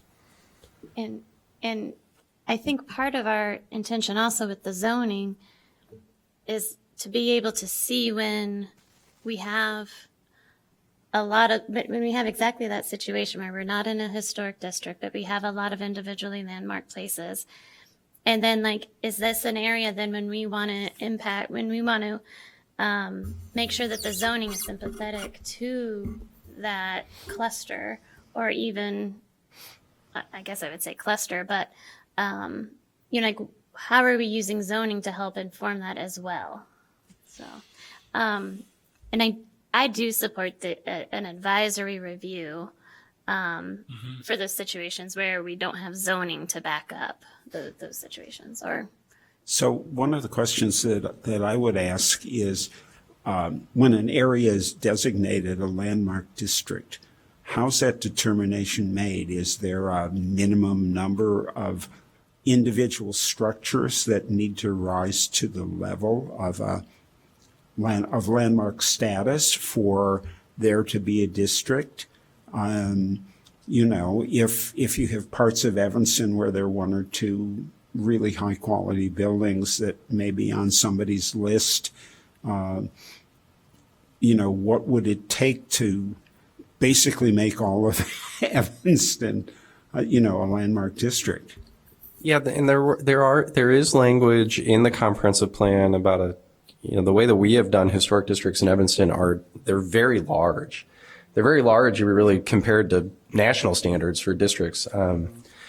And so the plan talks about pocket historic districts, so much smaller. That might be, 3-4 buildings. You see that a lot in the city of Chicago, where they have, half block historic districts, 4 or 5 houses that constitute a historic district.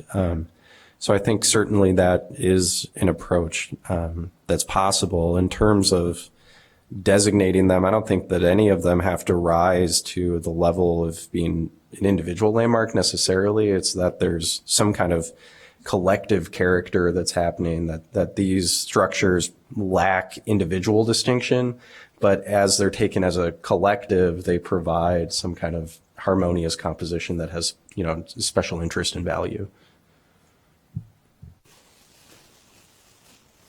So with this advisory review, I kind of see it as, like if you have going back to the neighborhood conservation district where you you kind of like have a block club come together and identify a feature that's prominent on their block that they want to see is kind of maintained as in that block, then that is another way that we're proposing review that wouldn't come to the commission right? If I think is what we're proposing is that it's up to the whoever forms the neighborhood conservation district what level of review they want, right? And I don't think that the plan gets that specific. There's many different ways to administer a conservation district program. The example you give is not uncommon, where the neighborhood creates its own review body, essentially. Sometimes people can appeal those decisions to then the Preservation Commission. There's others that just the Preservation Commission is kind of like the technical experts are the ones that review those cases. But yeah, the specific aspects of what make those districts, conservation districts, important is driven by the community itself. So there, what is the common, characteristics that we want to retain? Maybe it's, open front porches. And that's one conservation district. And so that's what they want to retain. And they only review projects related to the treatment of those porches, or anywhere, that's probably a small example to reviewing new construction, demolition, additions, but not other smaller alterations or something. But so there's a lot of differentiation how that can occur. Well, I just see it as a way of more grassroots, that we are trying to build a preservation ethic in the city, and that if we have people that are, moving to a block for a certain reason or to a house for a certain reason, and they feel compelled enough to create something like this, then it's a way of they can do it themselves. They don't have to wait for the Preservation Commission or the city to do an official survey and, all that work before it goes top down. I think it would be more inclusive and engaging of the community to have that process. That's all. I think that's just a way of saying that conservation district is another way of engaging the public in preservation. Can I address that? I think that's the least likely way it's going to happen. I think that first of all, I think that quite often it wouldn't occur to someone to they love their neighborhood, they have a block club, their kids, but whatever, that's wonderful. That doesn't rise to the level of identifying it as something that's deserving of or needs protection. But I think that it's we should have a drone, fly over the thing or whatever. But I think that there are some places like that in this town. I noticed that in where it's referenced here, I think it's number 5 on the list, that it says we should expand. Do we have any?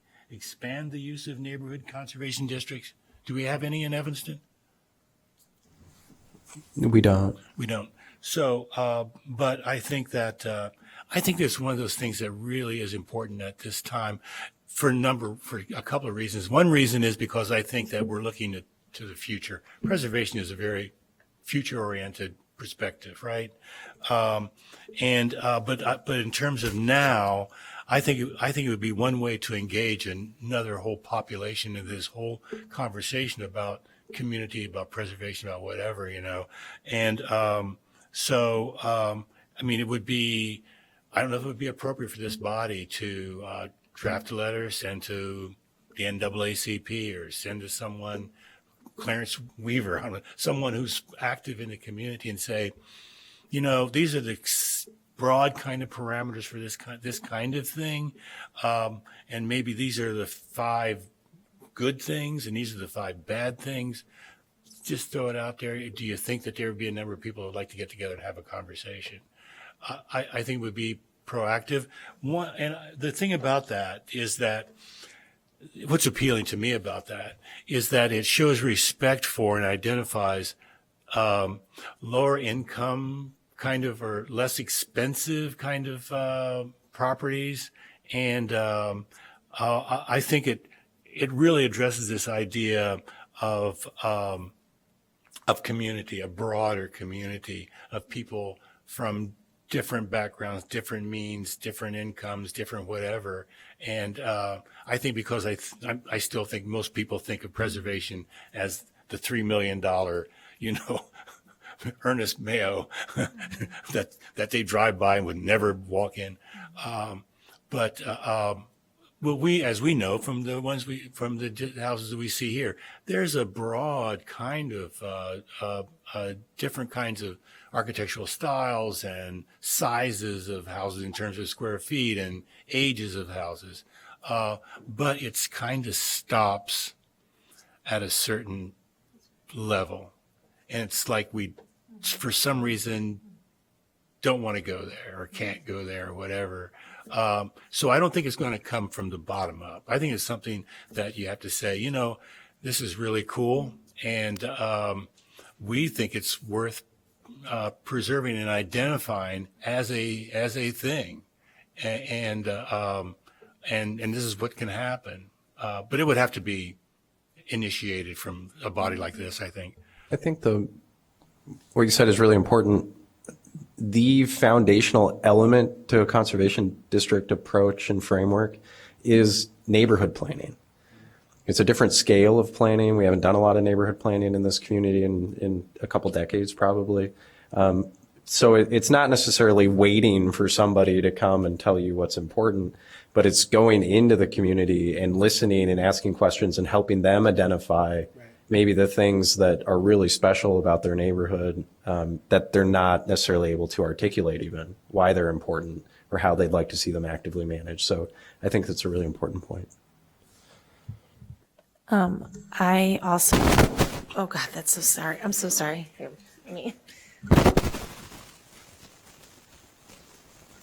sorry about that microphone. I love what you had to say. I totally agree. I think conservation districts for this area, I think are kind of something, I don't think most people know about them. There are different areas of the country where they're more maybe well known. So I agree that we should probably educate by maybe approaching different organizations or alder people. I also love the fact that it's focusing on different types of houses than typically this group has looked at. Like these maybe they're special neighborhoods. They have characteristics we want to preserve, but they haven't been the ones that historically have been under preservation. To your point, they're not the big mansions with the famous architect necessarily. And the point I wanted to make though is that I think the timing on this is really great because there's been a lot of community engagement, recently with the zoning. It's been in the news. There's been a lot of, people who have been engaged at meetings, this body or planning, or the land use or, council or all the different places. People are thinking about their neighborhoods and what zoning means. And they're maybe wanting tools to maybe protect what's special about their neighborhood. So I actually think that this is a good time to approach people. I think they would be receptive to this type of option that they might not have been aware that was there. And I'm also thinking about with the Foster School that they're building, there's a lot of talk about that area changing and, getting more expensive and gentrification. And I don't know. So that's just an example of an area that I've heard a lot of rumblings about people wanting to do things in that neighborhood. So I just wanted to comment on that. But I love it. I love what you had to say.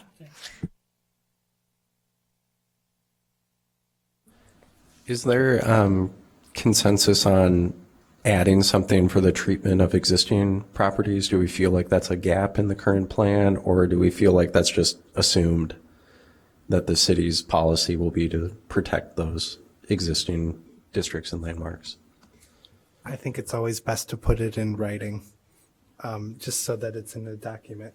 Yeah, I was going to say, I think for me it's a big assumption because a landmark is a landmark, but yeah, maybe it won't hurt to bolster that at all. I have a question and back to the conservation district. So typically have the creation of those inhibited or had that a factor on whether or not somebody could build something on a particular property? If there's a conservation district, are they coming before this board? I think I don't have a great answer for you because there's so many different ways to structure that. So they could, say for example, a neighborhood identifies that, the character defining features of their neighborhoods are that they're, modest vernacular gable front cottages. And they want to regulate second story additions because they think that they've been changing the character of the neighborhood. They have a significant impact on, affordability, housing costs. It's driving out, neighbors. That's something that, absolutely could come in front of a commission, that there would be a separate set of standards specific to that conservation district that this body would look at and judge that against. So it could be something as much as that, or they're, the opposite end of that, or that they're conservation district approaches where they're basically enforced at the neighborhood level. I don't think that's as common necessarily, but they create almost like a neighborhood board or review board that reviews proposals, and they create kind of their own standards and things. Okay. It's interesting because I keep putting myself in the shoes of a dissenting property owner. And so, if we were worried about that for the last few decades, there'd be no landmarks we wouldn't be sitting in this room right now. So, but it's an area that makes me want to tread very carefully into saying what you can and can't do in your property that you can do now. And in the future, if we pass this law, you can't do. I think that the nice thing is that we're not telling them what they can and not do and what's regulated and what isn't. They're telling us what they want to be regulated. There really is like so much differentiation in how to do it. I mean, there are some conservation districts that have a really high percentage requirement of like property owner buy-in, even the inception of the idea has to have more than 50%. And then to pass it has to have more than 75% or something. Those numbers aren't uncommon. So you're getting a tremendous amount. The idea is that there's a tremendous amount of support for it, and they're telling you exactly what they want to be regulated. So that's what's unique about a conservation district versus a landmark district. Yeah, the traditional model that we deal with more high style resources, that is top down. That's federal government down. That's Secretary of Interior standards filtering down to the local level on how to treat these architecturally significant properties. Yeah, I think there's another thing about that kind of a district that I can imagine. I don't know if this makes sense or not, but I think more often in terms of transitional housing as opposed to affordable housing or low income housing. It's like people need a 2-bedroom house. They just got married. They need a place to live. They move into a small house that they can afford, that accommodates them for the first 3 years of their relationship, and then they need more.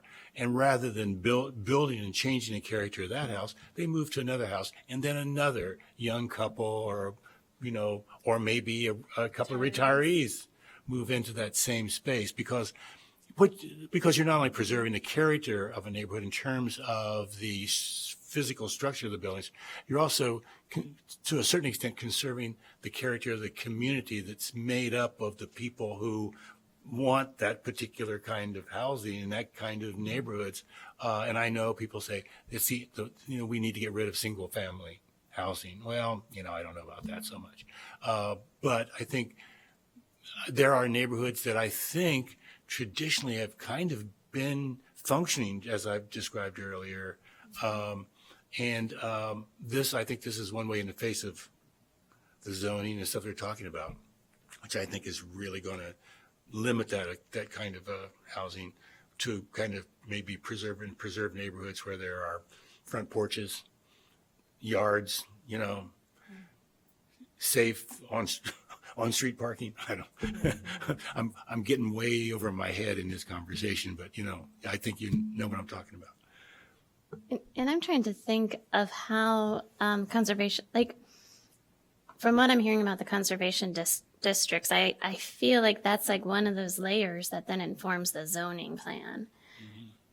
Because, and I hadn't thought of it as being as formal as a conservation district. I thought about it as being more, you know, you gather the input from the neighbors and or the, you know, commercial corridors or the institutions, and you figure out what those values are.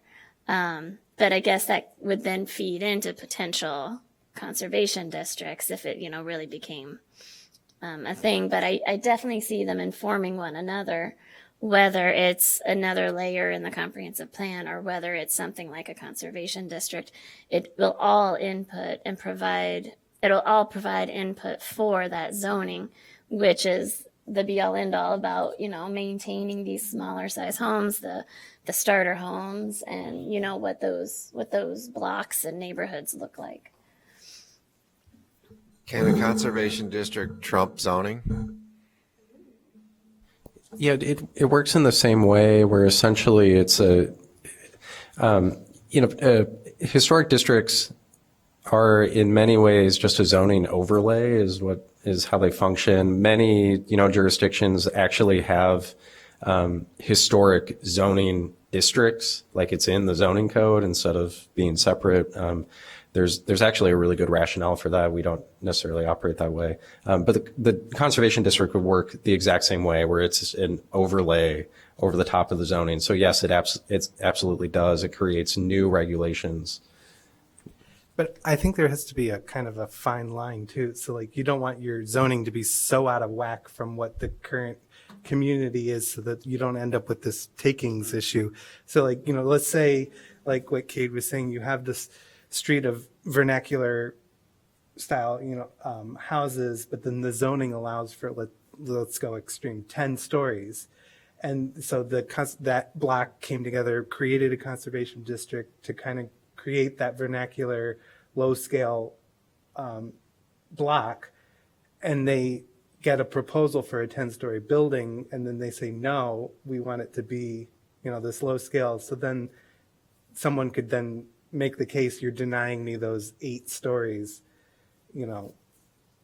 So I think that's why we also need to advocate so that the zoning is not going too extreme from what the current condition is. Agreed, but as we go down the road, if more of these, what are really overlay districts, they're just going to get piled on top of the zoning. They will become the zoning, but that's not to say we shouldn't get the zoning right in the first place. And that is one of the advantages to having historic districts be a separate zoning district. That's one of the arguments that many people make is that exact reason. Okay. Wow, this is very educational. Thank you. Are there conservation districts in any local municipalities, like in the Chicago area, that you could point to as examples? I think the only program that I know of in Illinois is the city of Urbana has a neighborhood conservation district program. I don't know how widespread or successful it is, but I know that they have one.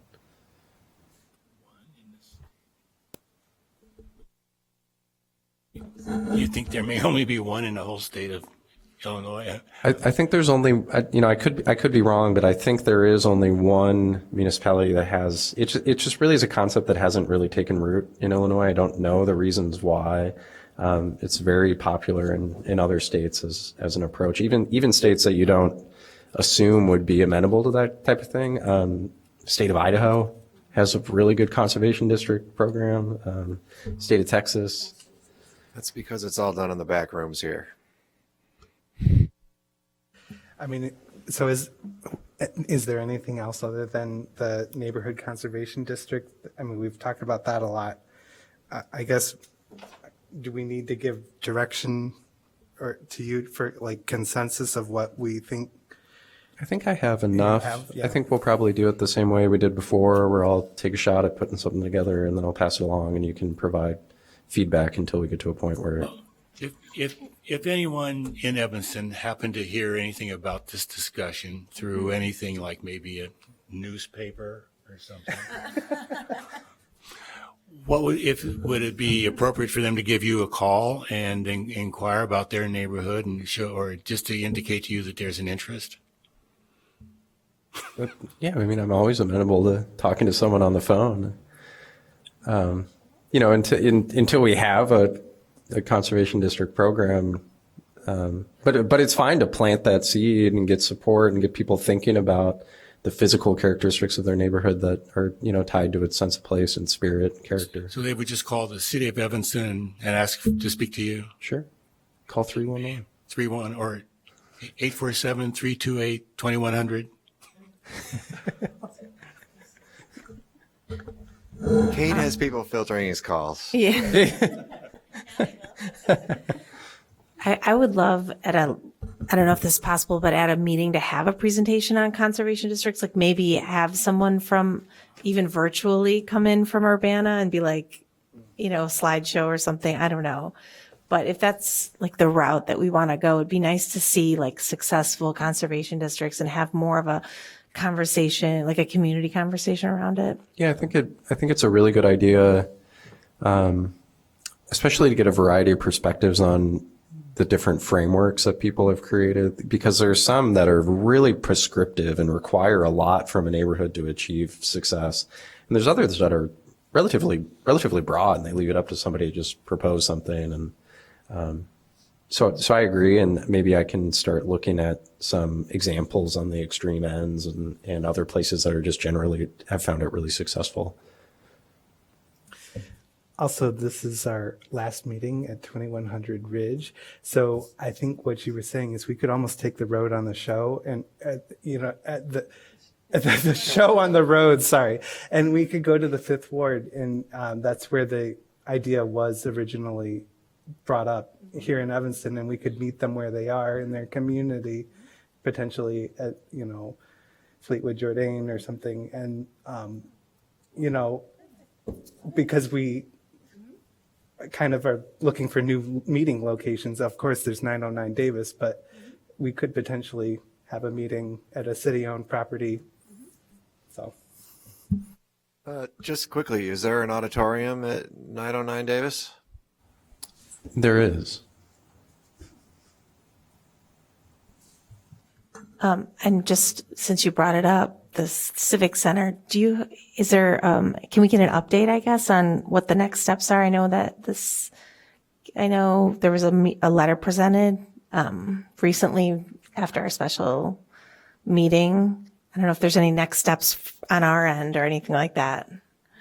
I think we're in the process right now they passed, I think that was yesterday, they passed a resolution to, one, take municipal functions and use off the table, and then two, directing staff to explore adaptive use, alternative uses for the building and the property. Right now, I think we're trying to create more of a kind of a preservation-minded framework for what that looks like, and that work plan will certainly include conversations with this body and conversations with the consultant that they recently hired for the putting assets to work. I think that's interrelated with, potentially nominating this property. All of those are conversations that are in one kind of ball, that we just need to really kind of articulate what that process looks like. Is the zoning changing for this building and site? So the draft zoning that everyone reviewed has been like completely taken off the table, so that when that process starts again in the summer or whenever that was scheduled, that's going to be completely new. So I can't say it did certainly, or it was changed, but I don't know if it would in the new version. Mm-hmm.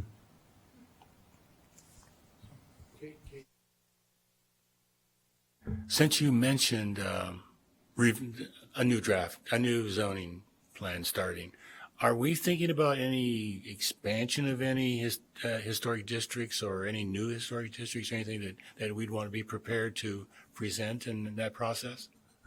Well, we don't do that through the zoning here in Evanston. It's a separate those are separate ordinances that create those overlays that are then controlled by the preservation ordinance. But we did identify at least the Northwest Evanston Historic District that's been eligible since, the early 1980s. That was in the intensive survey areas that the state identified in the really early 1970s as, being deserving of a district approach. There's a lot of history there. Certainly there are many layers. The West Side Conservation District is something that was developed in the 90s. And there's a tremendous amount of data. They surveyed every single property within those boundaries, researched the architect, the permit records. We have all that data from that. It was just never realized. So including some of those, I think, some of that goes back to maybe the map and showing some of these resources that we talked about. Even showing the boundaries of what that West Side Conservation District was could be really valuable, just to remind people that that was a concept that existed at one point in time. Does your office have the resources to be able to package that stuff? Do you, in terms of staff, and is there something you would need in addition to what is existing to be able to package those as proposals? The boundaries are all pretty well developed for both of those. All of the background research, research on architects, building permits, all of that is handwritten notes in various states of fragility that are they're very important. It would be wonderful to digitize those, transcribe those, package them into some more concise survey document or something. That being said, they're probably also totally deserving of being resurveyed as well. So that's really good background information. Northwest Evanston, I would say that's great information. You would have to basically start over. It's nice, but you should resurvey it, understand what's happening. Those, West Side Conservation District maybe is the same. There's been a decent amount of change in there. There's been some demolitions, new construction. Is that something that this body can direct, or is this something that it would just be would go up to planning to do this, or how does that get done? I think it's it's something that we could. So if we're talking about resurveying something, that's something that you would put in a budget, an annual budget, and hire a consultant to survey something. If we're talking about just trying to digitize some of these resources, make them available and package them, post them online or something, I think that's something we could probably do more internally. If it's more complex, that's something you could seek grant funding for too. Opportunities are certainly available at the state level for work like that. And same with the survey work. That's usually a matching grant, but you could apply for a grant through the state to do some survey work. We did that in 2012 was the last survey we did, or 2015, I think, was the last survey we did.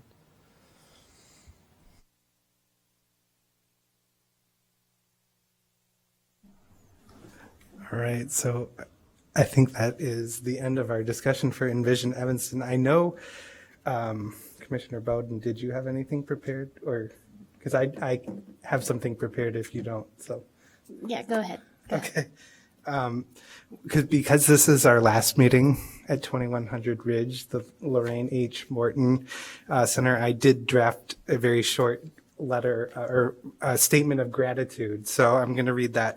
So the Evanston Preservation Commission extends our heartfelt gratitude to the City of Evanston Civic Center for nearly 5 decades of dedicated service as the heart of our community's government and civic life.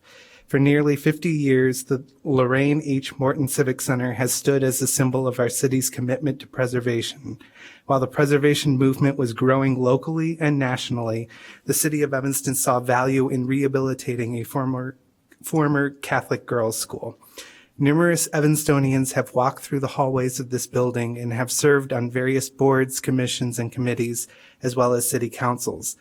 We are thankful for the almost 5-decade service as a space where civic engagement, public service, and community development have thrived. As a cornerstone of Evanston, the Civic Center has not only served as a hub for local government, but also as a gathering place where Evanstonians have come together to shape the future of our beloved city.